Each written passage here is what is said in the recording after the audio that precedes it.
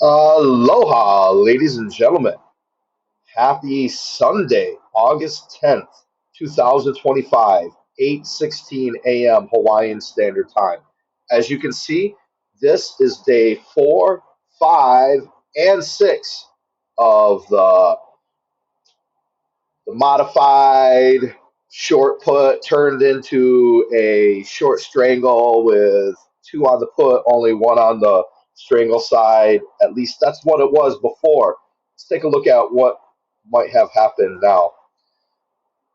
On the Thinkorswim simulated trading account, I'm organizing it a little bit more. And where do I have? I think I have the FCX under theta at the moment. Not that that's necessarily the correct spot, but as I'm organizing things. So we got FCX here. Lots of different orders put in, but only three have been filled so far. So we have a short put at 36, a short put at 38, and a short call at 44, effectively making it a short strangle, which on the risk graph will look like kind of look like this. Let's clean this up. Make sure that we only have open positions. So anything with a zero under quantity except for stock, I'm gonna be taking off.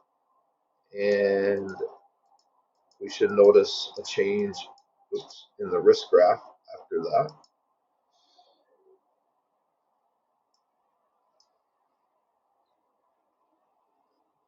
All right, our risk graph is looking a little bit crooked. It's accurate for this position, but if you were to see a normal risk graph of a short strangle, it's not going to look like this. Make sure. And the reason why it's not going to look like this is because we have two shorts on the put side. So if we were to take off one of those,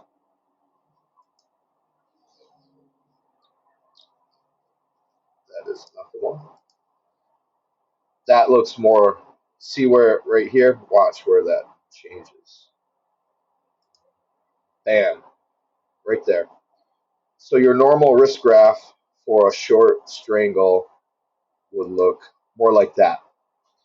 And then the way that an iron condor right here, instead of going straight down, because this has theoretical unlimited risk, that's why this is going straight down. If we were to turn this into an iron condor, these lines on this side, they would go flat or yeah, horizontal. This way and over on this side because then it's showing where that limited risk is. But nonetheless, this is the trade that we have. Here's where the stock is currently trading around this price right here. This is where our short call is. So it would take quite a bit of a movement up there. And let's turn this to break even at 1 day after expiration. And let's see how we can make this happen a little easier. Actually,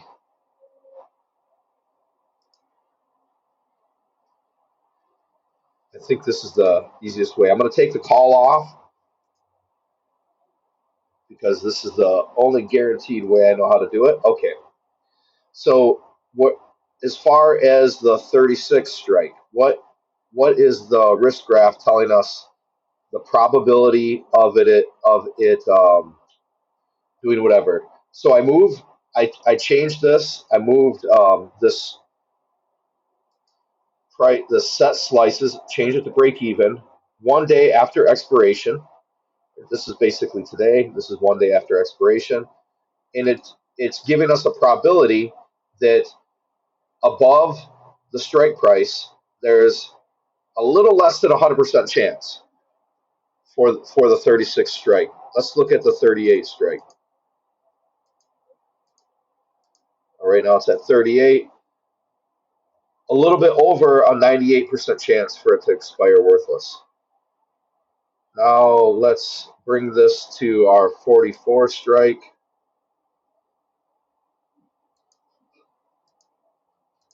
It's at 44 exactly. About an 80, a little over 80%, 86% chance that it would expire worthless. All right, so now we have looked at that and looked on the risk graph. What if it does, since we have 2 points, three technically, but let's say two being one on the downside, one on the upside, points of risk. What is that? If this stock,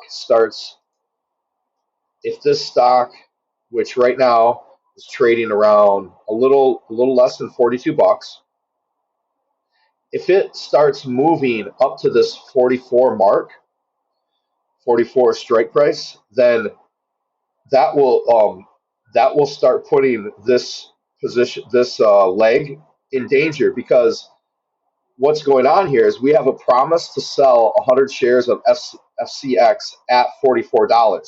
Now here's the problem: is we don't have 100 shares of FCX, so we're in a bit of a bind because we promised to sell something we don't have.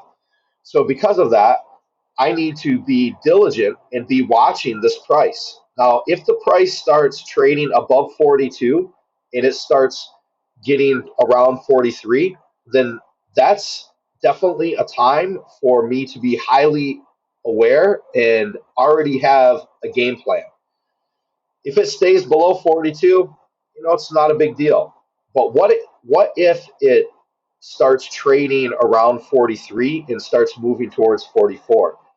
Well, in this case, because of the account size, and it is going to be all based on your account size.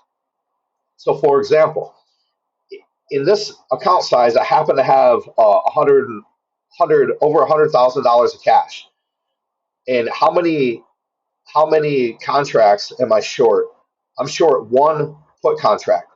So in theory, even though like if we just talk in theory, I have a naked call. I don't have 100 shares to cover my promise, but I do have enough money to buy 100 shares of stock. Now, of course, I don't have enough money to buy 100 shares of stock once it gets over a certain number. But when it's around 40, even 44, but I want to be proactive. I want to use my money to buy 100 shares of stock before it gets to 44. So one thing to keep in mind when doing this kind of like cash covered call option, you want to be doing it just like when you're selling a cash secured put option, and you're okay with taking assignment. You want to make sure it's a stock you want to own at prices you're okay with. So would we be okay with buying 100 shares of FCX around 43 bucks? Well, let's take a look at some of the fundamentals of FCX real quick. Make sure everything is everything still the same. Here over on FinViz, here's FCX. Enterprise value to EBITDA. It's a little under 9. I'm excited when it's under 10. This is a little under 9. Even if it were to go up to like 43, it's still going to be probably 10 or under. Peg is close to 1. We're a little bit over 1. 1 and below is really good, but we're right around there. So yeah, it's still, as a hedge, it's a pretty good hedge. It's definitely not losing money or taking a compromised position. This is a financially sound stock. If we take ownership of 100 shares somewhere around 43, whether that's 42.50 to 43.50, if we take ownership of these shares somewhere around there and it stays below 44, and we turned a naked call into a covered call, quote unquote, for no reason, there really isn't. It's not for no reason. Now, if there is, it's not for no reason because we did it as a preventative hedge, which a pound of prevention is an ounce of prevention is worth a pound of cure. So it's totally okay to do that. The important thing is you don't try to do a trade like this on a stock you don't want to own. Once you start doing it on stocks you don't want to own, when one of your strikes, either the put side or the call side, when one of those starts getting compromised, you will not make wise decisions because you ultimately don't want the stock. If you don't want the stock, you won't pull the trigger, or if you do, you'll be uncomfortable about pulling the trigger to buy 100 shares to turn your naked call into a covered call. It won't be the same. So a lot of trading is about managing your emotions. So set yourself up properly before you open the trade. Be very clear on what it is you're doing, why you're picking the stock. You're specifically picking the stock. In this case, I specifically picked it so I would be comfortable to buy 100 shares to cover a call or to cover a put. Either way, I'm good with owning the stock kind of anywhere in this price. So that makes it easy to do. I just have to keep my eye on the ball and be looking at here's my strike price, where is it trading? So where would I want to buy it? Like I think if it gets to let's see what was the open of that candle. Look at this O. Look at that O right now. 43.19. If it starts and there's a bit of a gap here, right? See this gap in order to get around the 44. So if it does gap up, it's probably gonna it's probably gonna compromise that short strike very, very fast. How many days are we working with here? Days to expiration. Oh, where is it? Where's my actual position? There we go. Days to expiration 5. Okay, so we're on this option chain here. Get this out of the way. So it's showing we got about a 15% probability. Yeah, it's for being comfortable with converting a naked call into a covered call. That's not too bad. If I'm just doing naked calls, I don't really want to be at 15% probability at one week to expiration. If I'm doing this on when it's 100%, I know it's going to be a naked call.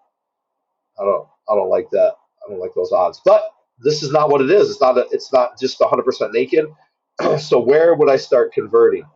Now it's true. I could buy a put. I could go long. Excuse me. I could buy a call. I could turn it into a. I could cover the position by using an option instead. I just don't really want to do that. And the reason why I don't want to do that is I don't want to deal with the complexities of the option Greeks on a hedge if I don't have to. If I can just cover with stock, then I totally eliminate my insurance proportion of the trade of having any sort of theta decay or anything like that. So that's one part. The other part why I want to cover with stock is because once I own that stock, I'm going to be selling calls on it. Now I get it. You could say, well, you could sell a call against a long call option as well. You could make like a synthetic covered call, but I don't want to do that though because when I own the stock, I'm getting dividends. So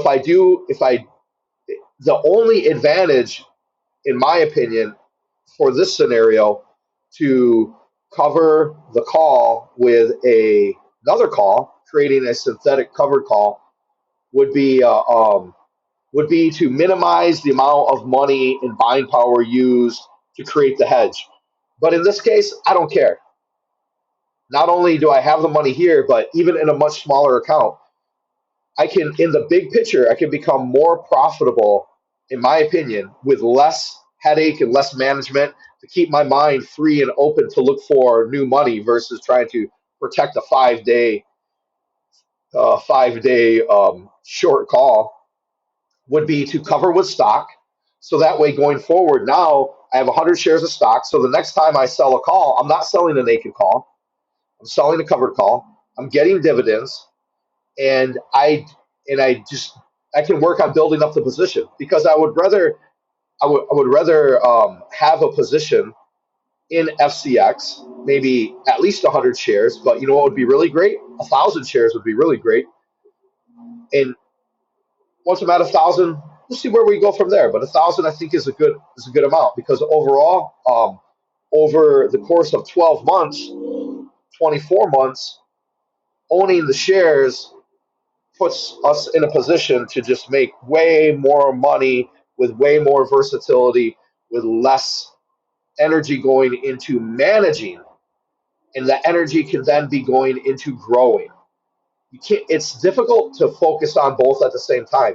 When everything is good, yeah, it's easy to focus on one. But when you really got to dial in attention on management, it's usually because something is not going good, and you'll have less likelihood of that happening when you're working with stock than options because options always are going to be dying. You know there's an expiration date, and that's just baked into the cake. You'll have to deal with it. You won't have to with stock. It's probably a long rant on that part, but that's we got 3 days worth of videos right here. Friday's video, Saturday's video, today's video is Sunday. So long explanation on that. Possibly, maybe not. Maybe it was good. Let's look at the put side real quick as we start wrapping this up. Now, the put side is easier to manage. There's more detail on the call side because it's a naked call at the moment, and we got to be proactive and turn it into a covered call if need be. On the put side, though, we'll start with the one that will be the fastest. Our 36 strike price has a low probability of getting assigned. This this one is probably not even going to get close. That would be my guess. Um, and until it's right now around this $42, 41, $42, we're not even, it's not even compromising the 38 strike. So before we're ever going to be worried about the 36, we got to, if the 38 never gets bothered, then it's no big deal. Will the 36 even get compromised? It could, but it has a bit of an unlikelihood because there's only that 5 delta. We've got a little bit less than 6% chance of this getting challenged at all. And so that's it. Now, if they do get challenged, if they start going down, and just as a reminder, the way we're looking at this, see where it says 41, 41.50, and then it's going down, right? Down to 8, and see how it goes up here. That's a different viewpoint of the same thing, right? This is it. This is you're looking at the same thing is this, but just through a different facet. Like a diamond, every facet of the diamond, it's the same diamond, but you're looking at it from a slightly different angle. And that's how a lot of this trading stuff is. So here we're seeing like the 38 strike price here, right? And we're seeing information and data displayed about it on this from this format. Now we're still seeing the same thing, but information and data about it being displayed from a little different format. Here's the 38. This quickly shows us one standard deviation. We could do something like this. See where this is 10%. Let's try to figure out how what drop from the current price would 38 be. So let's move it up a little bit. That's the wrong one. We need this one. Okay, around a 9% drop is getting close to 38, right? It does. It's going to let us dial in. No, does it? Yeah. As soon as we start doing anything, moving it any other way, like this, it's going to take away our thing. So around a 9% drop. What sort of drop in here? Oh, it's moving the wrong one.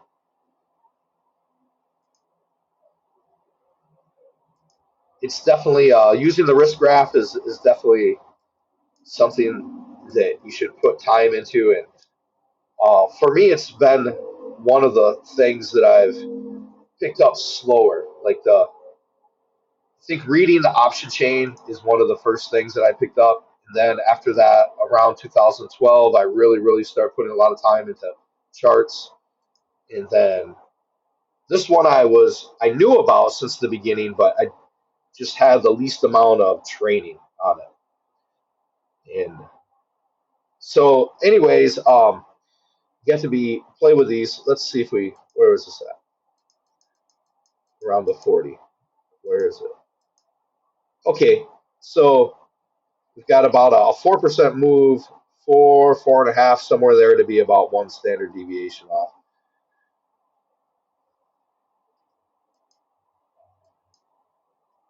But really, in management, to make life simple, management versus learning, right? So if I was just managing this, I wouldn't be, if I wasn't making a video, I wouldn't be looking at it this long. So just realize like there's definitely a difference between learning and management. So as a quick way for management, if let's say you already, like for me personally, I'm familiar with this strike already. So if this 38 is not getting compromised, I'm not even going to spend time looking into how far something needs to move down, what would I do? Because my basic plan of how to manage it is that if the 38 doesn't get compromised, then I'm not going to pay attention to the 36. I'll leave all my mental energy for this on this trade to be focused on the 38. If everything's good with the 38, then that's how I'm managing this. Anyways, I guess we spent a lot of time talking about the call side, but I think it's worth it really, especially if you're pretty new to trading. It might be a bit of a foreign idea of having a naked call option, or if you want to look at it from the very beginning, since I knew that I had the cash to do that, and I knew that that's something I was going to do, in my mind, I never sold a naked call option. I sold a cash secured call option. But that term doesn't really exist. I've never heard anyone using that. The most lingo or stock option jargon that it seems like the way to describe this to another trader who understands what's going on would be I opened a naked call with the intent of adjusting it into a covered call if the short call becomes compromised. That's how I think most people would verbally express it. I don't think anyone would use less words and say, I just sold a cash secured call option. But if you said that and you said it kind of slow and you gave someone enough time to think about it, they might understand what you're saying in that time. I don't know. So not only are you getting some technical stuff, but I guess you're getting some communication stuff, which in my opinion is really important because a lot of it, whether we realize it or not, boils down to the neuro linguistic programming of our mind and how our mind is interpreting data, not just data of stocks. Really what's going on is way before you started learning how to trade, however old you are, probably when you were a little kid to about somewhere, in 25, your brain is figuring out how to process information and how to make decisions with that information in order to keep you safe. In order to keep that's really, especially as a little kid, this stuff as a baby going into a little kid, into a young person, our mind is figuring out how to process information with the goal of keeping us safe and kind of keeping a homeostasis, keeping the organism alive, all this type of stuff. In this case, the organism being you or me. So when you're trading, there's a certain amount of it that is logical and reason, and there's another part of it because you're a human and you're emotional by nature. You have this emotional element to you that is coming into play, and how those emotions are arrived, and just another aspect of being a human is the way your mind works, your beliefs, your decision making processes when you are under certain emotions, stress, not stress, all these different things. So ultimately, having being more focused on your language and getting clear on what language what words you're using, what sentences you're using, how you think to yourself. That's probably deeper than what we need to do right now. But all these decisions are coming from that place. Yeah. So I'll close this up and leave it to wipe that philosophical, deep subconscious, or better word, analysis of the mind out. We got this changed here to I got a 0 DTE, which is not technically going to be 0 DTE. These are going to be any trades that have 1 week or less. So, for example, we need to this, move this over there because it's going to expire this coming week.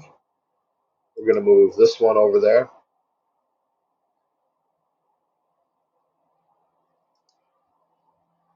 Now we're going to move this one over there. So these 3 trades are going to be very, maybe it's 1 trade, but these 3 legs of this 1 trade, however the right way to word it is, the guy that's just talking about being clear on wording.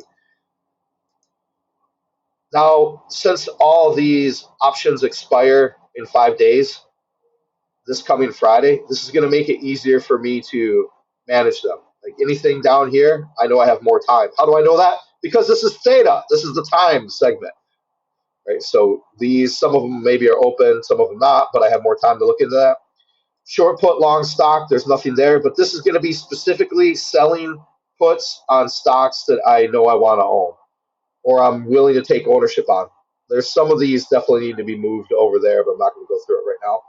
Long stock might be stuff that I just bought or might be stock here that at expiration date got assigned and then it moves over to here. And then futures contracts are futures contracts. I personally like everything closed like this, nice and tight, so I can figure things out easier. Okay, so now you got 3 videos rolled into one. What was it again? FCX, day 4, day 5, day 6. This coming Monday, tomorrow, you'll have day 7. We'll be back on track. Maybe on the weekend, might be a little slower. We'll see how it plays out. But once I get these 11 days done, I'm taking a break, and I'll figure out. I want to reanalyze. Do I want to really monitor a whole 11-day trade and that type of video commitment, or do I want to stick with the lower one? We'll see. You guys have a great day. Aloha.